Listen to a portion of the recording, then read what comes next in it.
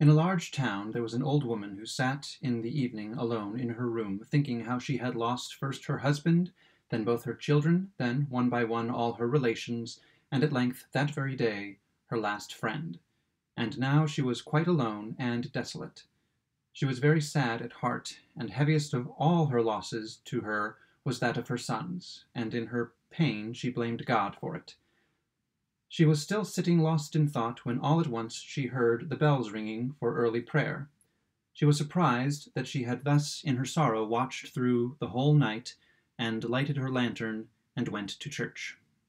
It was already lighted up when she arrived, but not as it usually was with wax candles, but with a dim light. It was also crowded already with people, and all the seats were filled, and when the old woman got to her usual place, it also was not empty, but the whole bench was entirely full, and when she looked at the people, they were none other than her dead relations, who were sitting there in their old-fashioned garments, but with pale faces. They neither spoke nor sang, but a soft humming and whispering was heard all over the church.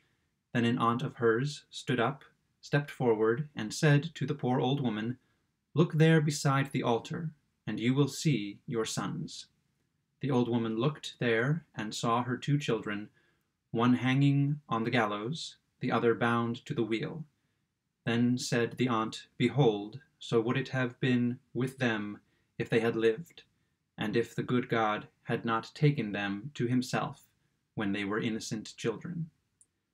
The old woman went trembling home, and on her knees thanked God for having dealt with her more kindly than she had been able to understand, and on the third day she lay down and died.